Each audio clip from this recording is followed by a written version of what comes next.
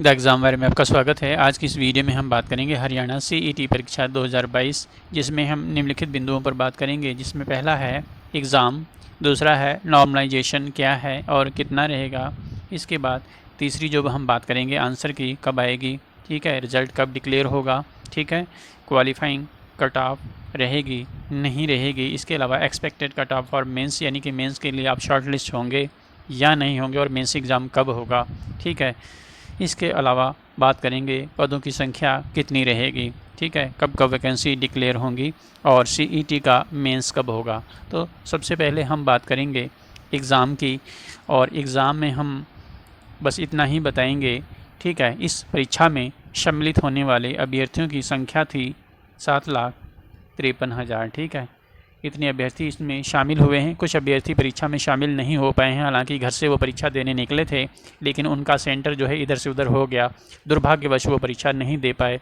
उनके साथ ये अन्याय हुआ है। इसके लिए जो प्रथम दृष्टया जो है आयोग ही जिम्मेदार है, ठीक है। तो इतने अभ्यर्थी परीक्षा में शामिल हुए हैं, हालांकि आवेदन करने वाले अभ्यर्थियों की संख्या 10 लाख से अधिक थी, ठीक है। तो लगभग जो है 3.5 लाख 4 लाख के आसपास अभ्यर्थी इस परीक्षा में शामिल नहीं हुए हैं, ठीक है। इसके बाद बात करते हैं नॉर्मलाइजेशन जो है। नॉर्मलाइजेशन क्या रहेगा, चूँकि जो है अलग अलग दिनों में 5 और 6 नवंबर को पेपर हुआ है, ठीक है, और प्रत्येक दिन 2 शिफ्ट में पेपर हुआ है। यूपी पेट में भी ऐसा ही हुआ था, अलग अलग 2 दिनों में पेपर हुआ था, ठीक है। तो नॉर्मलाइजेशन जो है वो ज़्यादा नहीं होता है, यहाँ पर तो 2 से 5 अंकों के बीच का ही रहेगा, ठीक है। 2 से 5 अंक जो है बहुत ज़्यादा प्रभाव नहीं पड़ने वाला है, तो इसको लेकर के तो आपको परेशान होने की आवश्यकता बिल्कुल भी नहीं है, ठीक है। इसके बारे में आपको सोचना नहीं है। आप अपना सेफ़ स्कोर देखें। यदि आपका सेफ़ स्कोर है तो आपको मेंस की तैयारी करनी चाहिए, अदरवाइज़ आपको अन्य परीक्षाओं की तैयारी करनी चाहिए। तैयारी आपको अपनी नहीं छोड़नी चाहिए, जारी रखनी चाहिए, ठीक है। आंसर की बात करें तो आंसर की जो है 1 सप्ताह के भीतर आ जाएगी, ऐसा जो है चेयरपर्सन भोपाल सिंह खत्री का स्टेटमेंट है। और ये आंसर की आपको 12 नवंबर तक देखने को मिल सकती है, ठीक है। तो आंसर की जब आ जाए तो अपना आप पेपर मिला लें, ठीक है, और आप अपना सेफ स्कोर यदि है जो आगे हम बताएंगे तो आपको मेंस की तैयारी कंसंट्रेट होकर फोकस्ड होकर के करनी चाहिए, ठीक है। रिज़ल्ट की बात करें तो रिज़ल्ट डिक्लेयर होगा 15 दिसंबर तक, ठीक है। 15 दिसंबर तक आपका रिज़ल्ट आ जाएगा, ठीक है। ये भी भोपाल सिंह खत्री का स्टेटमेंट है, ठीक है। चूँकि इलेक्शन भी है 2024 में, तो इसको भी ध्यान में सरकार रख रही है, ठीक है, कि समय से एग्ज़ाम करवा दिया जाए मेंस का। इसलिए रिज़ल्ट भी जो है टाइमली डिक्लेयर हो ही जाएगा, क्योंकि अभ्यर्थी अधिक हैं परीक्षा में शामिल होने वाले, इसलिए थोड़ा सा डिले इसमें होना स्वाभाविक है, ठीक है। इसके बाद हम बात करें क्वालिफाइंग कट ऑफ की, तो इसका जो मामला है वो कोर्ट में चल रहा है, ठीक है। लेकिन सरकार यही चाहती है कि क्वालिफाइंग कट ऑफ तय कर दिया जाए, ठीक है। तो कोर्ट से जैसे ही हरी झंडी मिलती है तो सरकार इसको करना चाहेगी, क्योंकि इलेक्शन भी है, उसके मद्देनज़र जो है सरकार तो इसको चाहेगी, और अभ्यर्थी भी यही चाहते हैं कि क्वालिफाइंग हो जाए। तो इससे आपको लाभ नहीं है तब जब आपका स्कोर जो है बहुत अधिक नहीं है, यदि पेपर बहुत अच्छा नहीं हुआ है, यदि 55 से नीचे हैं आपके अंक, तो आपको इसका लाभ तो नहीं मिलने वाला है, ठीक है। कहने को हो जाएगा कि आप जो है क्वालिफाई हो गए हैं, उससे कोई लाभ नहीं है। एक स्कोर कार्ड आपको मिल जाए और उससे आप क्या करेंगे, ठीक है। मान लीजिए 3rd डिवीज़न आपको एग्ज़ाम पास हो जाए तो वो 3rd डिवीज़न है, जबकि कहीं 1st डिवीज़न की एलिजिबिलिटी हो तो 3rd डिवीज़न वाली मार्कशीट किसी काम की नहीं होती है, ठीक है। इसके बाद एक्सपेक्टेड कट ऑफ और मेंस की बात करें तो हम आगे देखेंगे। वैकेंसी की बात करें, वैकेंसी कितनी रहने वाली हैं, ठीक है।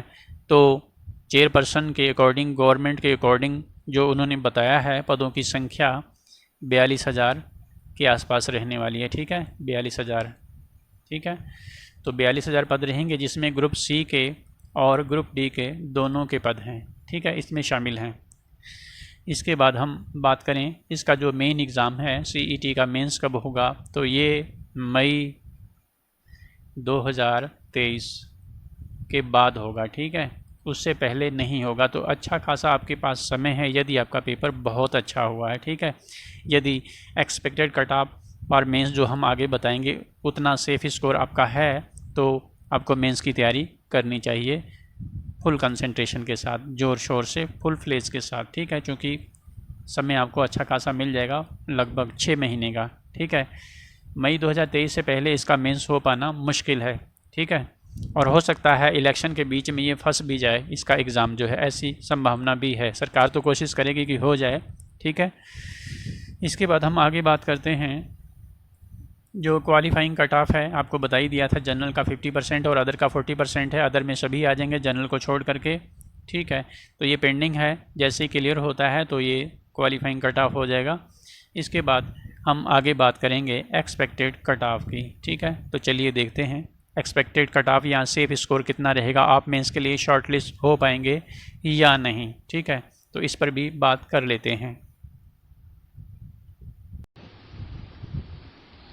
इसके बाद हम बात करेंगे एक्सपेक्टेड कट ऑफ और मेंस। ठीक है, मेंस की कट ऑफ क्या रहेगी, सेफ स्कोर क्या रहेगा जिससे कि आप मेंस में अपीयर हो पाएँ। ठीक है, इस पर भी बात करेंगे। ठीक है, तो इससे पहले हम कुछ चीज़ें स्पष्ट कर देना चाहते हैं। ठीक है, मेंस के लिए 2 अलग अलग पेपर होंगे। ठीक है, पहली बात जो ग्रुप सी का है इसका एक अलग कॉमन टेस्ट होगा। ठीक है, और ग्रुप डी का जो है इसका एक अलग कॉमन टेस्ट होगा, यानी कि मेंस के 2 अलग अलग पेपर होंगे। ऐसा जो है चेयरपर्सन भूपाल सिंह खत्री का स्टेटमेंट है जो कि कल आया था। ठीक है, तो ये बात इसलिए कही गई ताकि ऐसा ना हो कि घूम फिर के वही अभ्यर्थी जो है मेंस में शामिल होते रहें, अन्य अभ्यर्थियों को मौका ना मिले। तो ये एक अच्छा कदम है अलग अलग 2 मुख्य परीक्षाएं करवाने का, ग्रुप सी के लिए अलग, ग्रुप डी के लिए अलग। तो ग्रुप सी के लिए जो है एलिजिबिलिटी आप जानते हैं ग्रेजुएशन है, और ग्रुप डी की बात करें तो 12th क्लास है। ठीक है, तो सबसे पहले जो मेंस होगा वो होगा ग्रुप सी के पदों का। ठीक है, ग्रुप सी के पदों को देख लेते हैं। ग्रुप सी के जो पद हैं उसमें जो भी अच्छे पद हैं वो सब ग्रुप सी में ही हैं, जैसे मंडी सुपरवाइज़र है। ठीक है, मंडी सुपरवाइज़र के अलावा आप जानते हैं जैसे असिस्टेंट का पद है। ठीक है, इसके अलावा जैसे अकाउंटेंट का पद है। ठीक है, इसके अलावा मंडी सेक्रेटरी का पद है। ठीक है, मंडी सचिव का पद है। ठीक है, इसके अलावा इंस्पेक्टर का पद है। ये कुछ ऐसे कुछ पद हैं, सभी पद आपको नहीं बता रहे हैं। ठीक है, मोटे तौर पर आपको बता रहे हैं कि ये कुछ ऐसे पद हैं जो ग्रुप सी के पद हैं। इनके लिए एक कॉमन टेस्ट होगा जिसमें जितनी भी वैकेंसी होगी उसके आधार पर अभ्यर्थियों को शॉर्ट लिस्ट किया जाएगा। ठीक है, मान लेते हैं ग्रुप सी के पदों के लिए वैकेंसी आती है 25,000। ठीक है, ये एक उदाहरण है, एग्जैक्ट डाटा नहीं है ये 25,000, तो इसका 4 गुना जब आप करेंगे तो ये हो जाएगा 1 लाख। ठीक है, तो 1 लाख अभ्यर्थियों को शॉर्ट लिस्ट किया जाएगा ग्रुप सी के पदों में प्रतिभाग करने के लिए। ठीक है, ग्रुप सी के पदों के लिए मेंस में अपीयर होने का मौका 1 लाख अभ्यर्थियों को मिलेगा, मान के चलिए। ठीक है, यदि 25,000 वैकेंसी आती है ग्रुप सी की।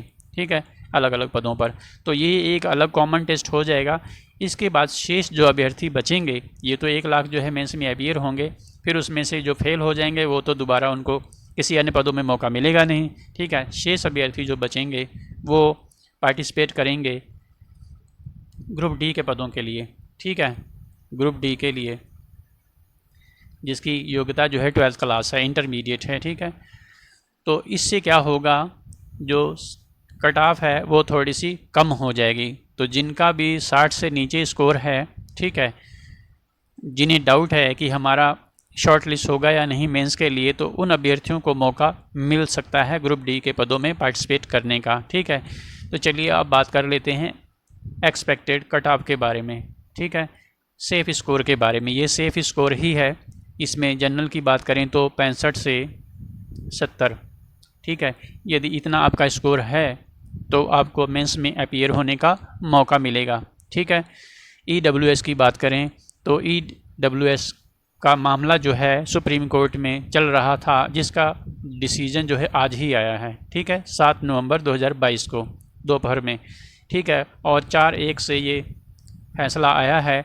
4 जो हैं EWS के फेवर में हैं और 1 जो है अगेंस्ट में है। तो इसका मतलब ये हुआ कि EWS 10% जारी रहेगा।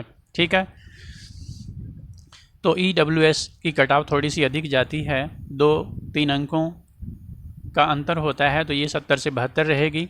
BCB की बात करें तो 65 से 68। ठीक है, ये एक सेफ स्कोर बताया जा रहा है आपको, ये फाइनल सिलेक्शन की कट ऑफ नहीं है, मेंस में शॉर्ट लिस्ट होने की कट ऑफ है। बीसीए की बात करें तो 64 से 65 है, और एससी की बात करें तो लगभग 60 से 62 है। तो यहाँ पर आप देखेंगे 60 से नीचे किसी का भी स्कोर है तो उसका जो है मेंस में शॉर्ट लिस्ट हो पाना डाउटफुल है। ठीक है, यदि आपका 60 से कम है तो मेंस में आप अपीयर हो पाएंगे, ये संदेहपूर्ण है। ठीक है, इसमें संभावना जो है नगण्य है। ठीक है, यदि आप 60 के आसपास हैं, जैसे मान लीजिए 55 से 60 के बीच हैं, तो चांसेज आपके 50-50 रहने वाले हैं। और यदि 55 से नीचे है आपका, तब तो आप इसमें अपीयर नहीं हो पाएंगे। आप मन से निकाल दीजिएगा, ठीक है, कि आपको मेंस देने का मौका मिलेगा। ठीक है, भले ही क्वालिफाइंग जो है कर दिया जाए, इसको जनरल का 50%, रिजर्वेशन का 40% है, उससे आपको कोई लाभ नहीं मिलने वाला है। ठीक है, तो ये था कट ऑफ, तो ये था CET कट ऑफ एनालिसिस। यदि चैनल पर पहली बार आए हैं तो चैनल को सब्सक्राइब करके बेल आइकन को प्रेस कर दीजिएगा। हमारे चैनल पर आपको मेंस के लिए स्टडी मटेरियल भी मिलता रहेगा। टेलीग्राम चैनल को भी ज्वाइन कर लीजिएगा। वीडियो देखने के लिए आपका बहुत बहुत धन्यवाद। आपका दिन शुभ हो।